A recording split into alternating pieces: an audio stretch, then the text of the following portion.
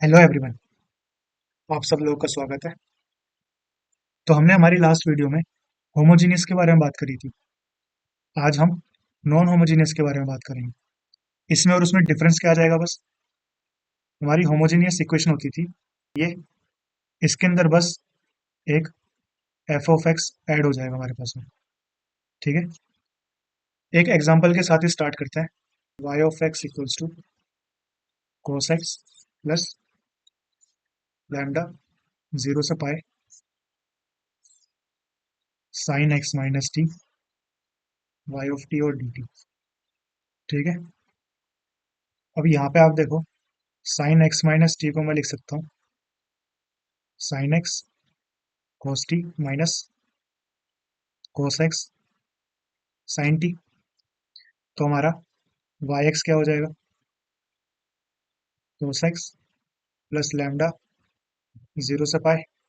अब इसको रख दें, sine x cos t y of t d t minus lambda zero से पाए cos x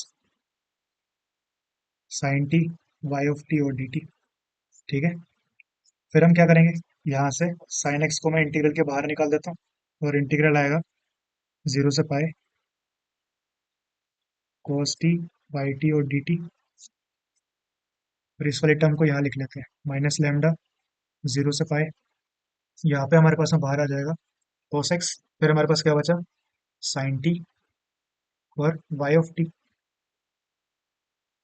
ठीक है, उसके बाद हम क्या करेंगे,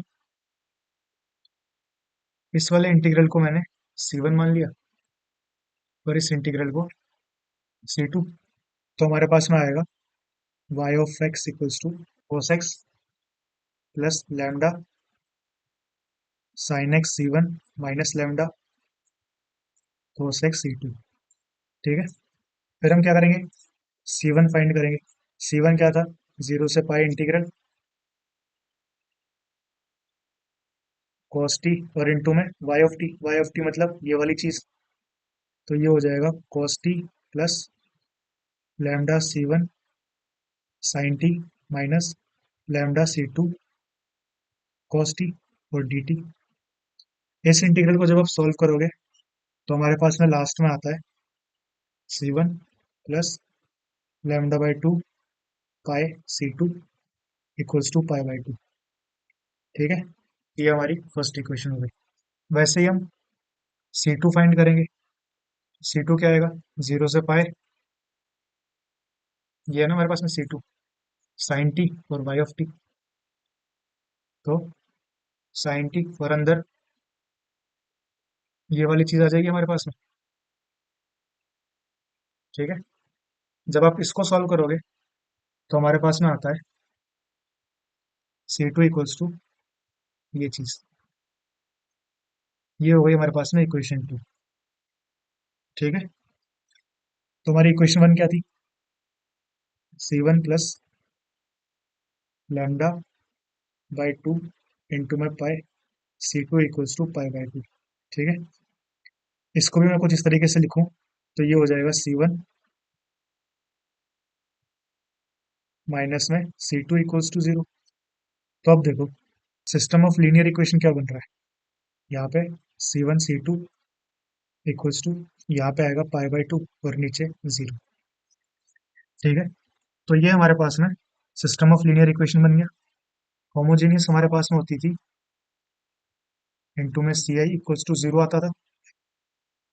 यहाँ पे हमारे पास में क्या हो गया, यहाँ पे हमारे पास कुछ एक बी आ गया हमारे पास। ठीक है, ये हमारे पास में क्या है, नॉन होमोजेनियस। तो अब देखो, यहाँ से अगर मैं इसको सॉल्व करूंगा तो मेरे पास में C1 और C2 की वैल्यू आ जाएगी। अब ये क्या है, वापस से लॉन्ग प्रोसेस है बहुत ज्यादा। इसके लिए भी हमारे पास में एक ऑल्टरनेट मेथड है, और वो क्या है, हम सबसे पहले अल्फा आई जे डिफाइन करेंगे। वो सेम ही होगा हमारे पास में, ए से B, G I T, F J T और डी टी। ठीक है, अब हमारे पास में एक और चीज आ जाएगी, बीटा आई। इसको हम लिखेंगे ए से B, G I T, F of T. और जो हमारे पास में सिस्टम ऑफ लीनियर इक्वेशन बनेगा इस केस में, वो तो यही बनेगा। आई होप यहाँ तक के सारी चीज़ें आपको समझ में आ गई होंगी। एक एग्जांपल करते हैं इसके ऊपर। Phi of x equals to 1 + 2/पाई 0 से pi cos square x phi of T और डी टी। एक मेथड क्या है हमारे पास में, यहाँ से मैंने cos एक्स को बाहर निकाला, इस इंटीग्रल को मैंने c मान लिया। यहाँ से फाई ऑफ एक्स क्या आया, 1 + 2/पाई cos स्क्वायर एक्स इंटू में c। ठीक है। और फिर जब मैं c की वैल्यू निकालूंगा 0 से पाई, अब इस वैल्यू को रख देते हैं 1 + 2/पाई डी टी। इसको हम लिखेंगे पाई प्लस 2/पाई सी। और जब ये इंटीग्रल सॉल्व होगा हमारे पास में, इसकी वैल्यू हमारे पास में आती है पाई/2। ठीक है। वो हम यहाँ रखते थे, ये कैंसिल हो जाएंगे आपस में, सी से सी गया और हमारे पास में आ गया 0 = पाई। अब ये तो होता नहीं है, फिर हम बोलते थे कि ये नो सोल्यूशन है। ये क्वेश्चन हमने पहले की एक वीडियो में किया हुआ है इस तरीके से। अब देखो, इसको अब मैं जो आज हमने चीज सीखी है ना उसके अकॉर्डिंग करते हैं। ठीक है। जो हमारे पास में के एक्स कोमा टी है, वो क्या गिवन है, cos स्क्वायर एक्स। ठीक है। तो यहाँ से मेरे को क्या पता चला कि जो मेरी मैट्रिक्स है उसका ऑर्डर क्या आएगा, 1 आएगा। ठीक है ना। तो इसका मतलब 1 - λ α11, बस मुझे ये निकालना है। और इनटू में C1 = कुछ B1 आएगा। तो अब इसकी वैल्यू क्या आएगी, =पाई/2। यहाँ पे अब मैं वैल्यू रखूंगा तो मेरे पास क्या आएगा, 1 माइनस, क्योंकि लैम्डा हमारे पास में 2/पाई की बनेगा। और इंटू में क्या आएगा, यहाँ से पाई/2 इंटू में C1 = B1। अब देखो ये क्या हो गया, 0, C1 = B1। अब जो मेरे पास में B1 है, इसकी वैल्यू क्या आएगी, 0 से पाई। यहाँ पे हमारे पास क्या आता है, जो फॉर्मूला है हमारे पास ये, एफ ऑफ एक्स कितना है यहाँ पे, =1 है। ठीक है। और यहाँ से हमारे पास जी आई टी की वैल्यू क्या है, 1 है। इसका मतलब ये कितना आ गया, 1.1। और डी टी ये आ रहा है हमारे पास में पाई। तो यहाँ पे नॉन जीरो एंट्री आ रही है, और यहाँ पे हमारे पास में क्या आ गया, 0 आ गया। तो यहाँ से मैं बोल सकता हूँ कि नो सॉल्यूशन। ये हमारे पास में क्वेश्चन है। ठीक है। कि एक होमोजीनियस इंटीग्रल इक्वेशन गिवन है और हमें बोला है कि इसका नॉन ट्रिवियल सॉल्यूशन एग्जिस्ट करता है, तो हमें बताना है कि लैम्डा की वैल्यू क्या होगी। ठीक है। एक मेथड क्या, कि यहाँ से मैं ई एक्स को बाहर निकालूं, 0 से 1 E T phi of T, और जो डी टी है इसको मैं सी के इक्वल मान लूंगा। फिर यहाँ से हम सी की वैल्यू निकालेंगे, उसको यहाँ रखेंगे, उसके बाद फिर हमारे पास में लैम्डा की वैल्यू आएगी। ठीक है। एक मेथड ये है। उसके अलावा हम क्या कर सकते हैं, जो हमने अभी अभी सीखा यहाँ पे, वो क्या है कि के एक्स कोमा टी निकाला हमने, ये क्या है, ई की पावर एक्स प्लस टी। इसको मैं ई की पावर एक्स और ई की पावर टी लिख दूं, तो इसका मतलब ये क्या है, F1 और G1 की फॉर्म में आ गया। तो हमारे पास में फाइनाइट सम कितने का है, एक का ये। इसका मतलब जो ऑर्डर आएगा मैट्रिक्स का वो कितना है, 1 है। डन।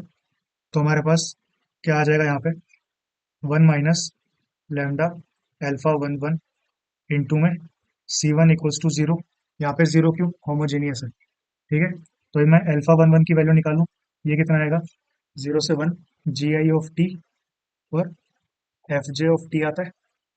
तो अब देखो हमारे पास में क्या वैल्यूज है, 0 से 1 ई की पावर टी और ई टी, यहाँ पे डी टी आ गया। इसकी वैल्यू हमारे पास में आ जाएगी E² - 1/2। इसको मैं यहाँ रख दूँ अब, तो मेरे पास में क्या आएगा, 1 - λ E² - 1/2। और यहाँ पे ये C1 = 0। ठीक है। C1 0 हो नहीं सकता, क्यों, क्योंकि अगर C1 = 0 होगा तो हमारे पास में ट्रिवियल सॉल्यूशन आ जाएगा, हमें नॉन ट्रिवियल ही चाहिए ना। तो यहाँ से लैम्डा की वैल्यू क्या आ गई, 2/E² - 1। ये क्वेश्चन है हमारे पास में।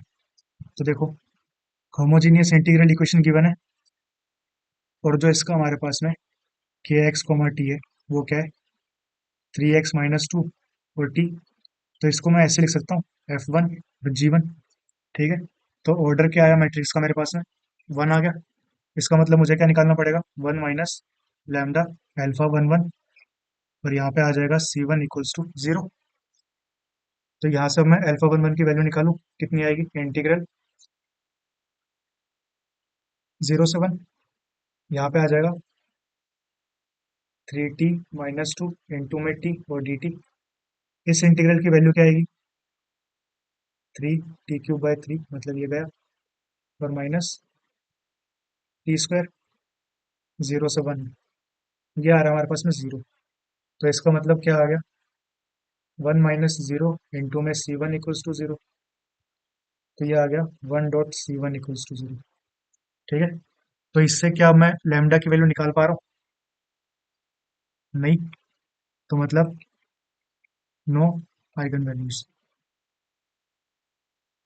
तो हमारा ऑप्शन क्या हो गया, डी ऑप्शन। तो आज के लिए बस इतना ही।